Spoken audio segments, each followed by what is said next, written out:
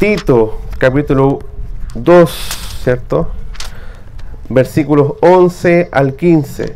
Son poquitos versículos, pero son llenos de una claridad y lucidez que Pablo enseña a Tito para que pueda compartir con la iglesia de Creta. Voy a comenzar retomando lo que vimos la semana pasada. ¿Se recuerdan que Pablo le ordena a Tito que le predique y enseñe, exhorte a los diferentes grupos de la iglesia? Ancianos, ancianas, mujeres jóvenes, hombres jóvenes, ¿cierto? A los esclavos, también a los amos de manera indirecta. O sea, diferentes tipos de personas que han sido expuestas al mensaje del Evangelio. Y también decíamos que nadie tiene excusa delante del Señor, porque delante del Señor a veces presentamos excusas en base a nuestra edad, condición, contexto. Y podemos pensar de que el Evangelio es muy complejo de vivir, o bien que el Evangelio ya no tiene nada que hacer con mi vida. Por ejemplo, decíamos, personas adultas que llevan años viviendo de la misma forma, podrían llegar a decir, ok, entiendo el mensaje del Evangelio, pero yo estoy muy vieja o muy viejo para ser cambiado por el Señor. Yo nací así, fui criado así, mi familia es así, voy a morir así. ¿Lo han escuchado? No sale en la Biblia, pero a veces es algo que creemos. O por el contrario, jóvenes pueden decir, oye, ¿sabes qué? Entiendo, pero eso es para las personas más adultas, porque yo estoy en un contexto complicado. En mi contexto hay harta tentación, es difícil vivir, hay muchas tentaciones del mundo, por tanto eso no aplica a mí. Cuando tenga un poquito más edad, voy a vivir de esta forma. Ahí voy a estar preparado para dejar las cosas de este mundo y vivir por el Señor. Y también nos encontramos con personas que ya llevan su recorrido y dicen, ¿cuánto hubiese deseado haber escuchado el mensaje del Evangelio antes y no haber desperdiciado mi vida? Para todo ese grupo de personas, o sea, para cada uno de nosotros, el ánimo es, si oyes hoy su voz, no endurezcas tu corazón. El Señor nos está hablando hoy, nos está llamando a una vida de santidad y pureza hoy. Usted podrá decir, pero mi circunstancia es distinta, es diferente. El Señor te dice una vez más, yo te salvé, te redimí para que vivas en santidad hoy. Esa es la palabra del Señor. Y aquí vamos, retomando lo que vimos la semana pasada, vamos a leer versículo 11, dando el motivo por el cual podemos vivir de esta forma. Porque obviamente, si pones la mira en tus capacidades, en mis capacidades, lo que puedes hacer en tu contexto, estás mirando de manera poco adecuada, poco sabia.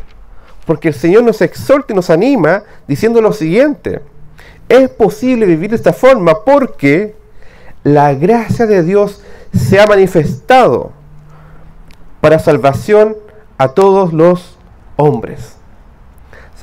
¿Cuál es el motivo por el cual podemos y debemos vivir vidas acorde a su palabra? Porque la gracia de Dios ha irrumpido.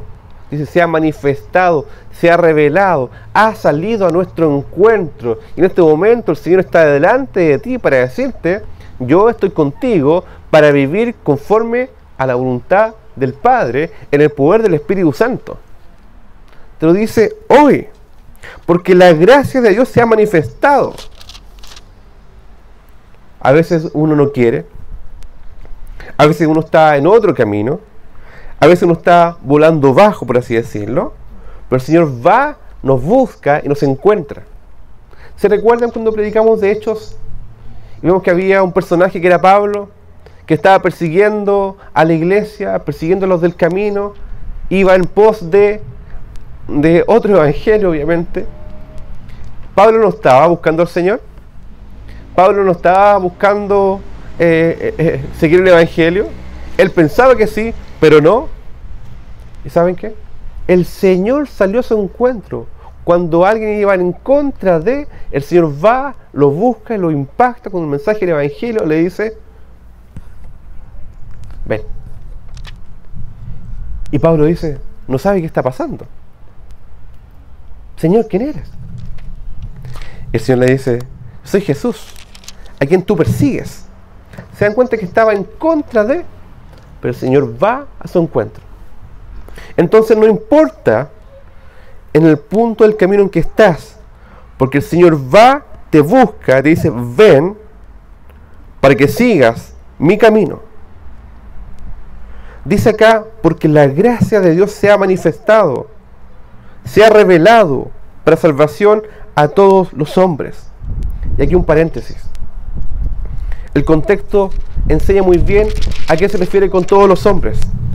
Porque el Evangelio no es universalista, no es que por mí y todos mis compañeros, sino que el Señor busca de todo pueblo, de toda raza, de toda tribu, toda lengua y nación, hombres, mujeres, adultos, niños, para salvación, para formar para sí un pueblo. Entonces cuando dice aquí para todos los hombres, está diciendo de todo tipo de personas. Y el contexto de Tito, ¿cuál era? ¿Qué decía antes? ¿Qué tipo de personas nombraba Tito? ¿Se recuerdan? Ancianas, ancianos, mujeres jóvenes, a los jóvenes y esclavos. O sea, sin distinción han sido alcanzados por la gracia de Dios. ¿Y cómo sabemos entonces que no se refiere a todos de manera universalista? Porque después además dice enseñándonos. Hay un nosotros particular enseñándonos qué. Y ahí explica qué es lo que enseña. Y esa palabra enseñar en el original es pedagogo o pedagogo. O sea, alguien que está dedicado a nutrir, cuidar, velar por, acompañar, exhortar, corregir. Esa es la labor de la palabra del Señor, de la gracia de Dios. Por tanto, si has conocido al Señor, la gracia de Él está sobre tu vida para enseñarnos a vivir como Él quiere que vivamos. No es posible decir yo conozco la gracia del Señor y vivo como quiero, como se me da la gana. Porque el Señor está obrando y trabajando de manera paciente, pero poderosa, fiel y verdadera, llena de misericordia y también llena de autoridad.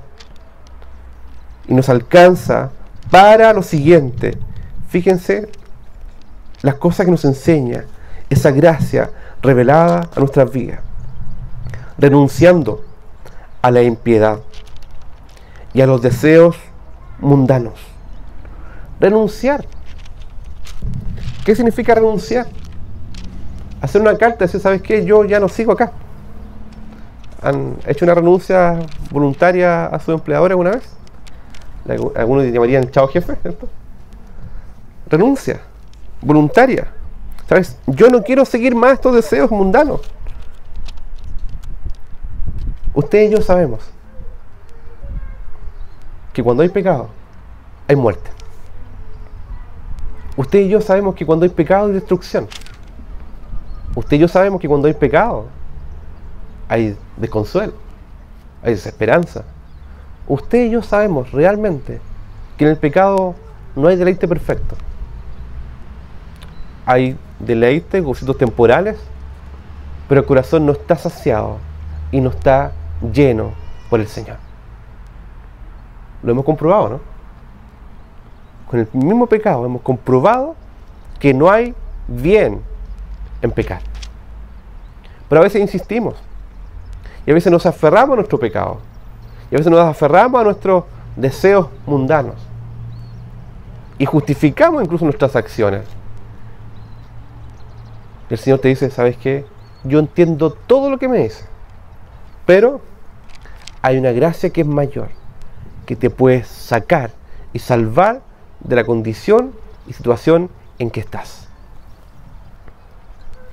Porque dice, nos enseña a renunciar a la impiedad y a los deseos de este mundo para que podamos vivir en este siglo, en este mundo, de manera sobria, justa y piadosamente. ¿Cómo quiere Dios que vivamos? Son 3 palabras: sobria, justa piadosamente. Curiosamente, la sobriedad está más relacionada con el dominio propio, de tener claridad respecto del Evangelio, de quién es Dios, quién soy yo, la necesidad que tengo del Señor también. Sobriedad, dominio propio, control incluso de los impulsos, de los deseos de este mundo. Justicia, que va asociado a mi relación con otros, cómo los trato, cómo los cuido, cómo los amo. Y piedad, que está relacionada con la reverencia, con la humildad y con la devoción delante de Dios. El Señor nos capacita para vivir de manera sobria, de manera justa y piadosa. Pero este mensaje puede quedarse estancado, ¿saben qué? En todas las excusas que nosotros damos a nosotros mismos para no avanzar en lo que el Señor nos está pidiendo que hagamos, o que creamos, o que confiemos. Y el Señor es sabio y le pide que exponga esto delante del Señor, pero también con la mirada de que sobre esa justificación o sobre esa situación compleja, entendible, humanamente hablando, pero hay un poder que es de Dios, porque la gracia de Dios se ha revelado para que vivamos en este siglo de manera sabia, sobria, justa y piadosamente. Se dan cuenta que hay un tema de algo que, si uno dice renuncien a, pero si uno nos deja sin nada. Porque a veces uno dice, oye, si dejo esto, ¿con qué me quedo? Es renunciar. Pero renunciar para que quede el espacio para lo más gozoso, el espacio para lo más glorioso, el espacio para lo que entrega el verdadero deleite. O sea, no es que te dejas sin nada. El Señor quiere que renuncies a tu pecado, a tu comodidad, a tu afán, a tu duda, incredulidad, para ser llenado de nuevos deleites, nuevos gozos, nuevas convicciones, nuevas esperanzas, esperanzas verdaderas y perfectas. Y te dice, aguarden, aguardando, cuidando, esperando la esperanza bienaventurada.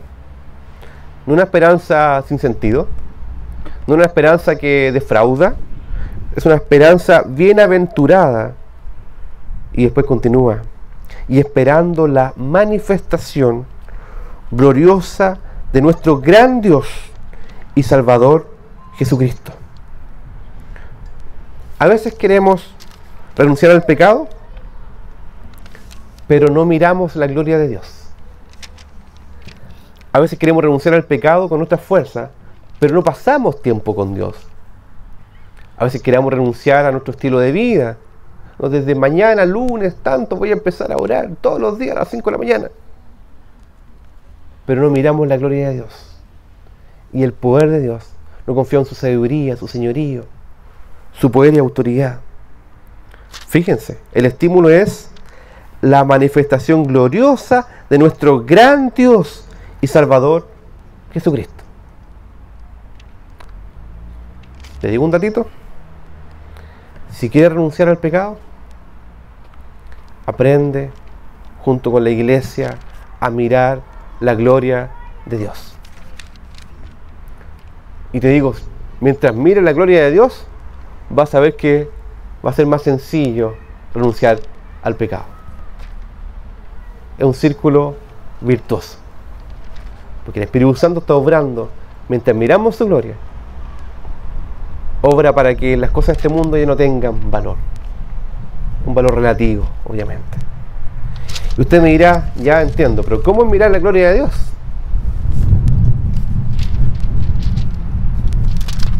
¿Cómo es mirar la gloria del Evangelio?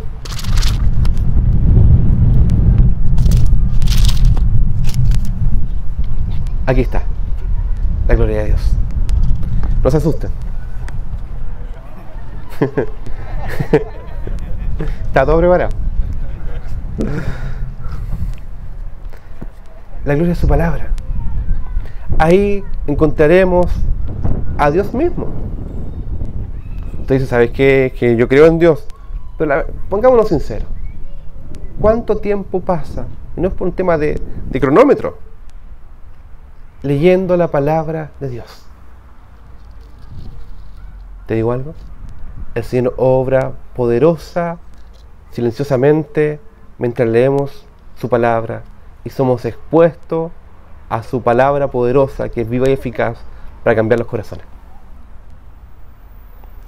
Si en verdad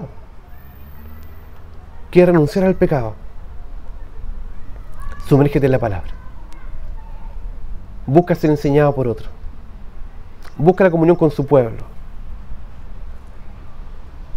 Eso se llama avivamiento. Una vida del Señor.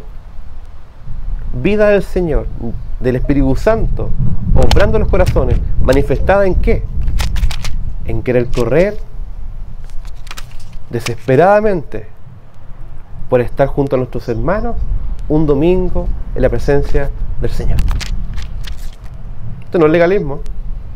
Esto no es hacer checklist y decir, ¿sabes qué? Cumplí, fui a la iglesia. No. Llegar desesperadamente acá. Y cuando vamos a cantar, cantamos sabiendo la verdad que implica. Y cuando oramos, Señor, perdóname. Y después, gracias, Señor, porque me perdonaste. Señor, háblame. Señor, me hablaste, quiero cumplir tu palabra. Y te juntas con otro y oran juntos delante del Señor para ser transformados por Él. ¿Pero sabes dónde comienza? No comienza en ti, comienza en Él. Él comienza la obra y Él la va a terminar. A veces cree que es muy compleja tu vida y que te va a costar terminar la carrera. Carrera del Evangelio. Hay personas que les cuesta la carrera. Ese es otro tema. El Señor comenzó la obra. Él la va a terminar. Es mucho más sencillo. Qué bueno que Él comience la obra. Qué bueno que la termine. La pregunta es, ¿estás dispuesto? ¿Estás disponible a ser guiados por el Señor? Domingo a domingo, el Señor habla a nuestros corazones. La atesoro, la busco, la cuido, la comparto, me expongo ante el Señor. Uno. El Señor habla. La pregunta que nos hacemos, ¿nosotros respondemos en oración?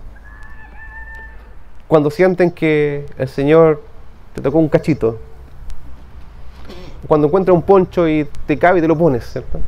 Este poncho es mío. Después, ¿qué haces con eso? Cuando sientes que el Señor te habla, ¿obedeces? ¿Das pasos en agradecimiento, en fe, en obediencia, en humildad, para ser guiados por el Señor? Hay que responder al Señor. ¿Qué te ha hablado el Señor este tiempo?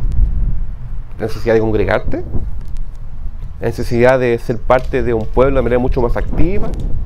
¿De servir a otros? ¿De cuidar de otros? ¿De entregar, de dar generosamente? ¿De compartir? ¿De ordenar tu vida? ¿De tener que ser entrenado y enseñado en la oración, en la palabra? ¿En qué? ¿O controlar tu enojo, tu ira? ¿Y pedir ayuda por eso? ¿O controlar tus deseos mundanos? ¿Tus malos pensamientos? ¿El tema sexual? ¿O tu relación con la riqueza? ¿Con el dinero? ¿Egoísmo? Hay muchas cosas. Pero lo bueno es que la gracia siempre es mayor. Nuestras faltas son muchas, pero su gracia es mayor. Entonces, el Señor nos salvó, nos redimió para que renunciáramos a toda la impiedad, para que vivamos en este mundo de manera sobria, justa y piadosa, aguardando la esperanza bienaventurada de la manifestación de nuestro gran Dios y del Señor Jesucristo, que viene pronto. Que viene pronto. ¿Cuán pronto es? No sé, pero es pronto. Le enseño a mi hija de la venida del Señor y me dice, quiero conocer a Jesús. ¿Cuándo va a venir? No sé. Nadie sabe el día ni la hora. Pero debiéramos esperar como niños. ¿Cuándo viene el Señor? Quiero encontrarme cara a cara con Él. La manifestación gloriosa de Él. Si el Señor se ha manifestado en nuestras vidas con su gracia, es para encontrarnos un día delante de su presencia, juntos como un pueblo. Pero fíjense que esta buena noticia es tan buena noticia que se trata de un gran Dios que se acerca a grandes pecadores como nosotros por la gran obra de Cristo en la cruz, con un gran evangelio que nos entrega un gran don, que es la comunión con Él y poder realmente disfrutar de su presencia eternamente. Pero dice además que nuestro gran Señor Jesucristo, Él se dio a sí mismo por nosotros para redimirnos de toda iniquidad. ¿Se dan cuenta? Cuando andamos en pecado, cuando andamos desconcentrados en nuestros intereses, estamos despreciando la gran obra de Cristo. Él mismo murió y resucitó para redimirnos de toda iniquidad. Pero a veces perdemos la visión. A veces nos engolosinamos con los deseos de este mundo. Y Él dice, no, Jesús murió para redimirte. ¿Qué significa redención? Está asociado a la palabra esclavitud. Alguien estaba esclavo y muerto incluso del pecado, nosotros, y Él nos redimió. Él fue, nos salvó, nos rescató, nos limpió, nos dio vida nueva para vivir por Él y para Él. ¿Qué estamos haciendo pecando en nuestros deseos? ¿Qué estamos haciendo desperdiciando nuestra vida? No desperdiciemos nuestra vida, sino que vivamos por Él y para Él. Cada uno con su vocación, cada uno con su llamado, cada uno con su lugar donde Dios lo puso, pero viviendo por Él y para Él. Si trabajas en una oficina, es por Él y para Él. Si trabajas en una casa, es por Él y para Él. Si trabajas en un hospital, es por Él y para Él. En una construcción, es por Él y para Él. Donde trabajes, donde vivas, es por Él y para Él. Pero a veces pensamos que es para nosotros. Y a veces nos atesoramos lo que Dios nos da. Lo bueno que Él nos da, a veces pensamos que es mayor que Dios mismo. No nos aferremos a lo que Dios nos da, en nuestra posición, sino que estamos en el lugar donde Dios nos puso, por Él y para Él. Y uno sabe realmente cuando está viviendo la pinta de cada uno, ¿no? Uno sabe realmente. El Espíritu Santo nos dice, oye, estáis dando jugo. Oye, ¿sabes que estás desconcentrado? No estamos conversando. El Señor nos pone en lugares viviendo por Él y para Él. Él nos redimió de toda iniquidad. Dice, ven, acércate a la cruz de Cristo. Ven, ven, ven. Corre a los pies de Cristo. ¿Saben para qué? Para purificar para sí, no personas por separada. Dice, un pueblo propio, celoso de buenas obras. Qué hermoso. De toda lengua, tribu, nación, todo tipo de persona, todo tipo de educación, de trasfondo, de crianza, vengan. Te rescaté, te redimí, para que juntos puedan ser un pueblo para Él.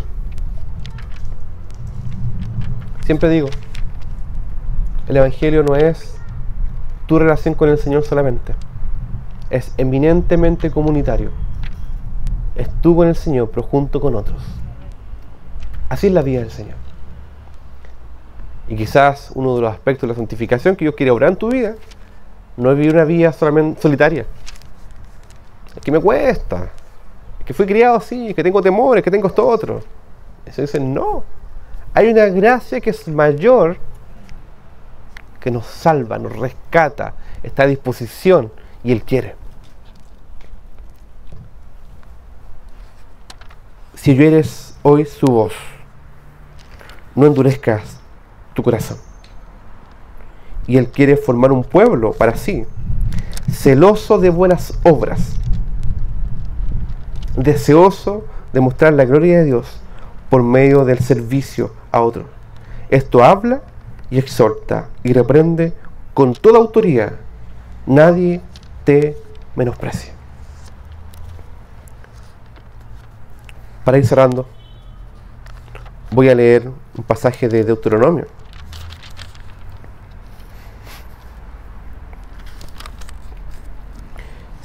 Versículo 6, que también habla de un pueblo que es santificado por el Señor. ¿Se recuerdan cuando el Antiguo Testamento decía, sé santo porque yo soy santo?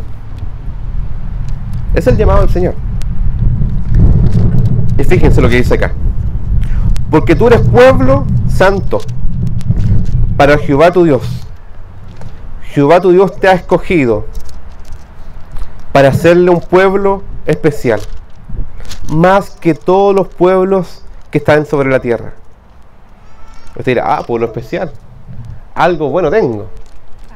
Y te dice, no por ser vosotros más que todos los pueblos, os ha querido Jehová y os ha escogido, pues vosotros erais el más insignificante de todos los pueblos, sino por cuanto Jehová los amó y quiso guardar el juramento que juró vuestros padres, os ha sacado Jehová con mano poderosa de la esclavitud, y los ha rescatado de servidumbre del pecado, de la mano de Faraón, rey de Egipto. Conoce pues que Jehová tu Dios es Dios, Dios fiel, que guarda el pacto y la misericordia a los que le aman y guardan su mandamiento hasta 1000 generaciones. Ese es el Dios que servimos. Es el Dios delante del cual estamos. En sentido de reverencia, de humildad, de gracia y también de humillación delante del Señor. Que el Señor nos guíe a vivir en santidad y pureza. Vamos a orar ahora. Vamos a servir la cena del Señor. Y vamos a tomarla de esa manera, sabiendo que Dios es un Dios santo. Si hay algo complicado en tu vida, en cuanto a pecado, es el momento para arrepentirte. Señor, aquí estoy. No quiero vivir más de esta forma. Y dar pasos concretos en fe y obediencia, de vivir en santidad y pureza, conforme a la palabra del Señor, en el poder del Espíritu Santo, en comunión con el pueblo del Señor. Los invito ahora. Señor, te damos gracias porque con tu evangelio nos guías, Señor, tierna, cuidadosa y también poderosamente, para vivir conforme a tu verdad. Y te pedimos, Señor, que nos permitas vivir como redimidos tuyos, Señor, agradeciendo tu gran salvación, el gran sacrificio hecho en la cruz y el gran poder de tu evangelio para transformarnos y vivir vidas santas y piadosas delante de ti. Y te pedimos que tú nos transformes como un pueblo santo, un pueblo que te honra, que te glorifica, y un pueblo que te honra con todo su corazón. Queremos pedirte que nos transformes y nos purifiques para ti. En el nombre de Jesús. Amén.